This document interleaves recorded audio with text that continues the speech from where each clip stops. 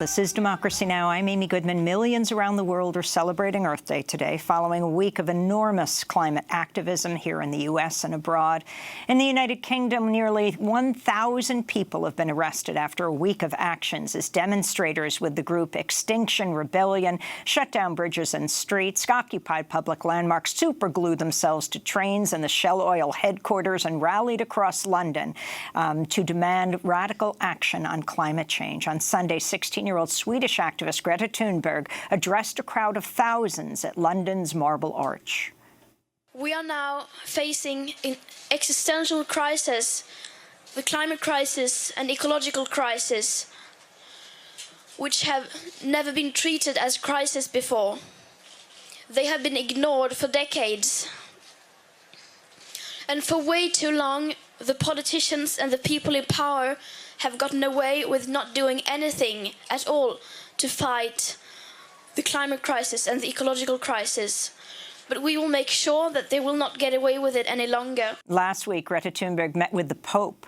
Back in the U.S., hundreds of protesters rallied at New York City Hall and marched across the Brooklyn Bridge Thursday to demand a halt to the proposed Williams pipeline project, which would carry frack gas from Pennsylvania's shale fields under the New York Harbor. President Trump signed 2 executive orders earlier this month to facilitate the approval of pipeline projects, limiting states' ability to regulate such projects. The move's intended to clear the way for permitting on the northeastern Constitution pipeline, which has stalled after New York invoked the Clean Water Act to reject the project on environmental grounds. This comes as climate activists have filed a federal lawsuit with the ACLU challenging 3 South Dakota laws that they say violate the First Amendment rights of anti-pipeline organizers. Earlier this month, Nermeen Sheikh and I sat down with an organizer with Indigenous Environmental Network. He's Dallas Goldtooth, Dakota and Dine, who's one of the plaintiffs in the ACLU lawsuit. I started by asking him to respond to Trump's executive orders.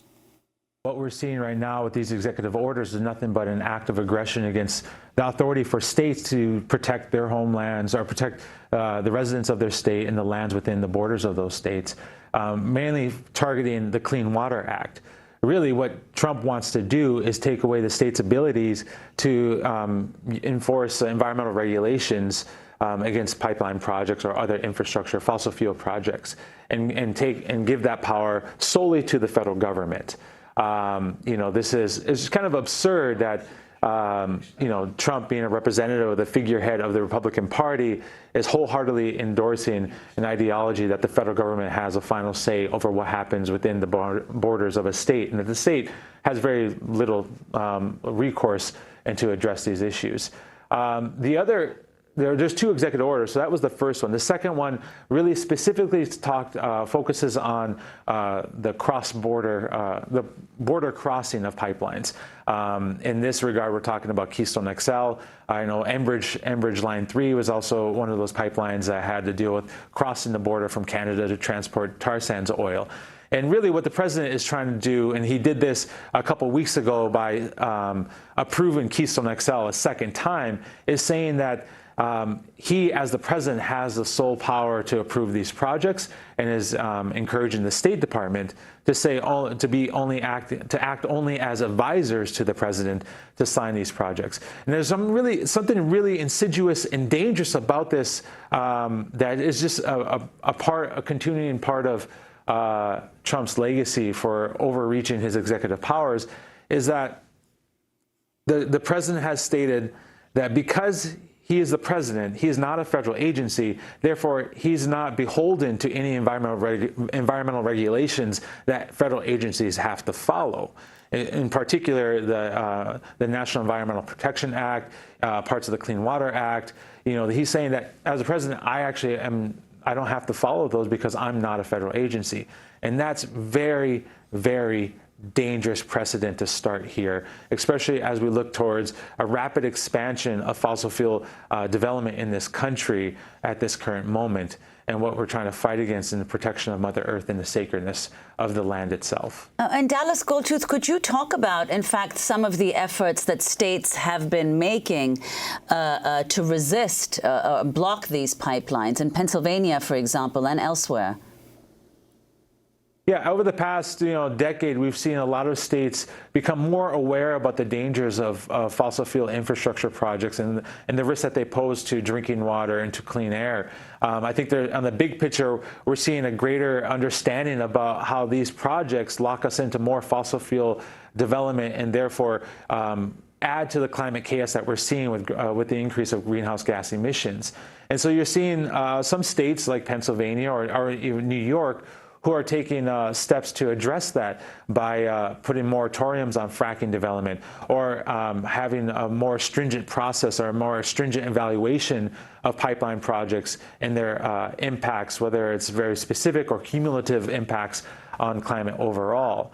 And one of those examples that the president has referenced specifically is how New York State has used the Clean Water Act to halt the continuation of the Constitution pipeline in that area.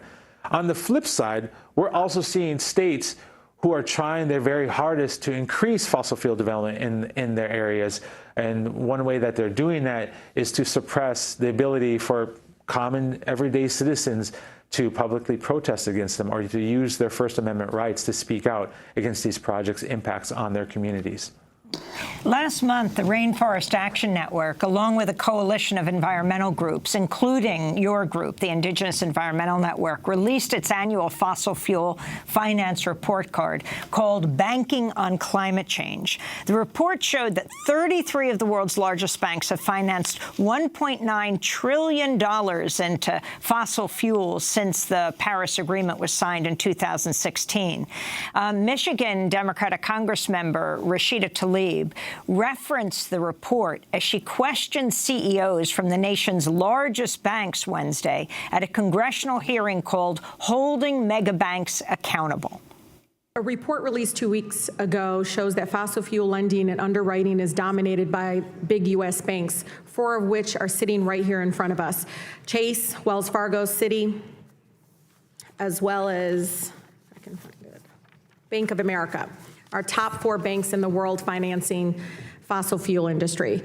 Mr. Diamond, your bank alone has provided more than $195 billion in fossil fuel lending and underwriting over the past 3 years since signing of the Paris Climate Agreement, making your bank the #1 funder of fossil fuels in the world. Citi, Mr. Corbett, has provided more than $129 billion in fossil fuel funding over the past 3 years, #3 in the world. Mr. Monahan, Bank of America has provided more than $106 billion fossil fuel funding over the past 3 years, making it #4 in the world. I want folks, don't say that you're committed to clean and sustainable financing because your company's words are not consistent with your actions. I would call this gaslighting. That's kind of what we call it in the neighborhood. But for the sake of this hearing, I'll say that you are greenwashing your own track record in duping the American people into believing that you are helping address climate change. On the record, will any of your banks make a commitment to phase out your investments in fossil fuels and dirty energy and align your investments with the goals of Paris Climate Agreement to help protect our planet and communities I grew up in? That goes to all of you, if you guys can answer that. Mr. Corbett? We are in the business of supporting fossil fuel companies, many of which are U.S.-based companies. That's Michael L. Corbett, CEO of Citigroup, responding to that question from Michigan Congressmember Rashida Tlaib. Dallas Goldtooth, overall, your response to what she is raising?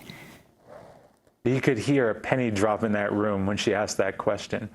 You know, she raised a great point based on a report that IEN was a part of. That was the fossil fuel financial report that was put out. You know, at the top of the list, I mean, what that report does is it lists the top banks who are financing fossil fuel production or fossil fuel expansion across the globe. And JP Morgan Chase is at the very top of that. Wells Fargo comes in a close second.